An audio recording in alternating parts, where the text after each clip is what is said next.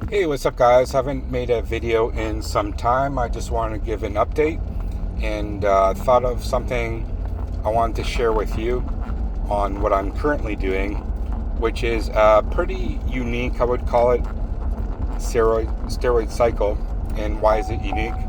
Is because there's some factors involved which your average person doesn't have to deal with. Okay, I'll get into that in a second. Okay, so if I was to, I have in the past made a video on what is an ideal steroid cycle, this would not be it. But I just have to adapt, and for a number of reasons. Okay, which I'll get right into right away. Which is okay. I'm now on TRT, which has its benefits because you get reliable testosterone. Okay, it's pharmaceutical grade, so like it's gonna come when you order it, and it's through a doctor, and also the benefit, like pharmacy, everything else, right? But also the benefit is that you have to take blood work every 3 months, which is great in a way, right? Because you're healthy. Because otherwise, if you don't, you're kind of flying blind on UGL sources. But here's the not so great of a thing, which is I can't run as long of a steroid cycle with other compounds. That's going to affect my blood work, because if I do, and it looks like I'm abusing shit too much, they might not, but they could discontinue because I'm going against the doctor's protocols, right? It's through a legit clinic.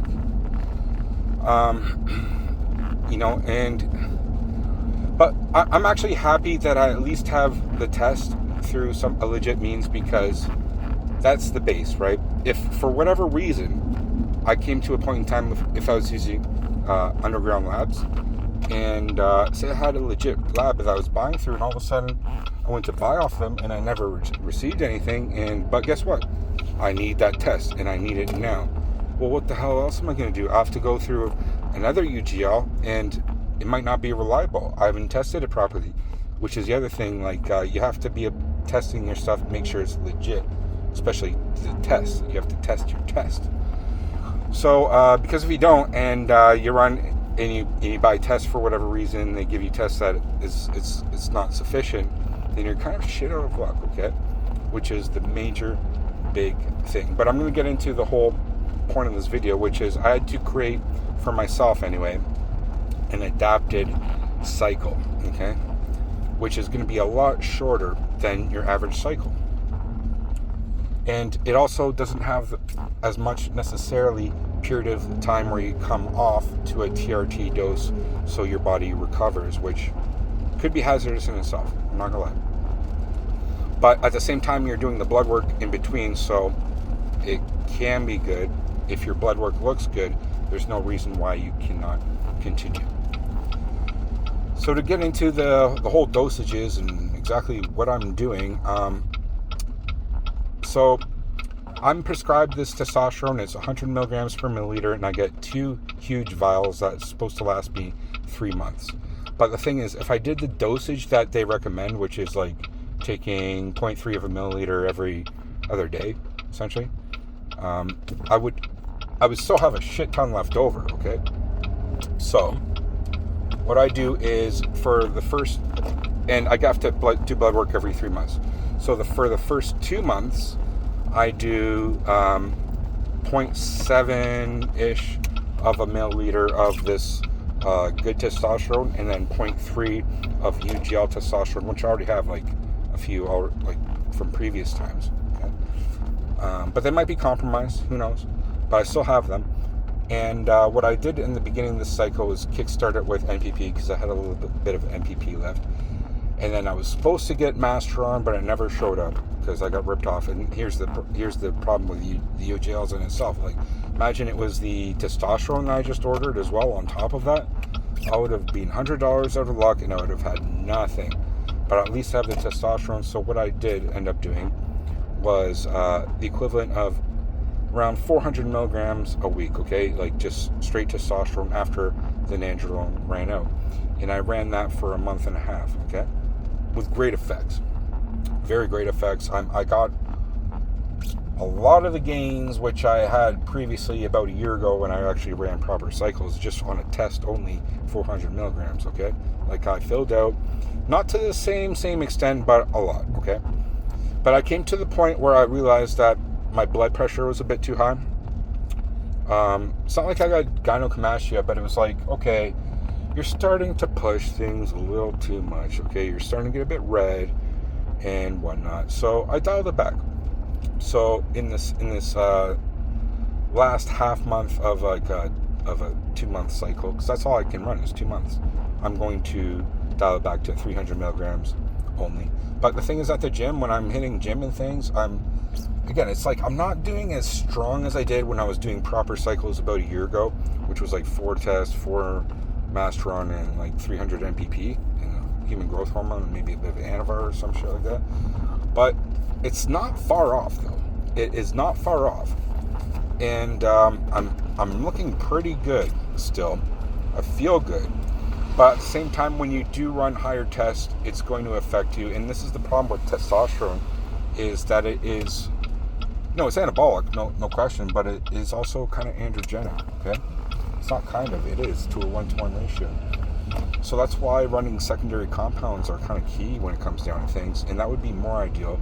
So this isn't an ideal cycle. This is not one I even recommend, but it's one I have to work with. So, long story short, I have about maybe 3 weeks left of, quote, blasting this high test. And then I have to dial it back to probably around 130, 140 milligrams a week. Now, the other thing I could do at around that time is run something like Anavar, or something that has a very short half-life. Orals do. This is what they're actually good for.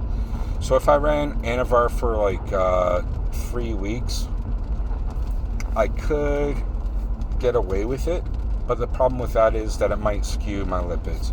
So when I want to go to the doctor and I do this blood work every 3 months, I want things looking pretty darn good, so that they don't do any modifications that they legally have to do to my testosterone prescription, because I already have a little bit high, did before anyway, of the high hematocrit, and I did before a little bit high on the estrogen for them anyway. It's not that bad, but they always modify things based on the blood work, right? So I have to keep that blood work good when I go in, and with the testosterone I'm taking is, it'll clear within like a month, okay, to normal, quote, normal levels. So I have to give it about a month to clear, and which is good anyway, because sometimes it's good to take a bit of a breather on things. Even with like working out, like it's good to do like what's called a deload, where you just don't work out for like 2 weeks, and then you go back to working out, or even in eating, like it's good all around to kind of change things up a bit. Long story short. Now, ideally, what I would want to do in this. All it is a 2-month cycle, is adding the NPP at a touch, 200 milligrams maybe, and some Masteron, if I can get a hold of that, at like 300-400 milligrams a week. But even still, like the 400 test only cycle was a good experiment in regards. It wasn't one that I chose necessarily to do, but I had to deal with it because that's all I got. It actually does the trick. 400 tests by itself. No AI, no nothing. Granted, I haven't tested my estrogen, so maybe it's a bit high, but this is why I'm dialing things back, because I think I'm starting to feel the estrogenic effects. But the gym effects are very good. Filling out effects are really good. People who are my close friends and everybody says that I'm looking pretty good, okay? So that's great. That's the important thing, correct?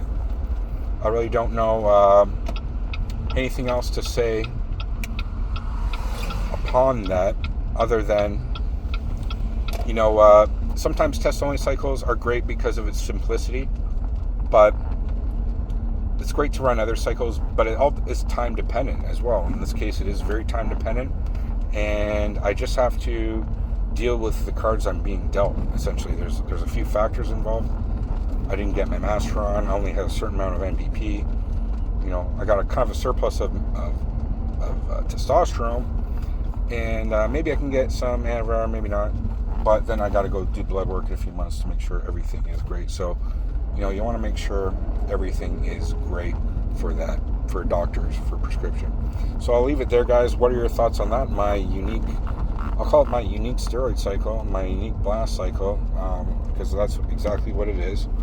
And I'd love to hear your thoughts on that. Thanks for watching. Peace.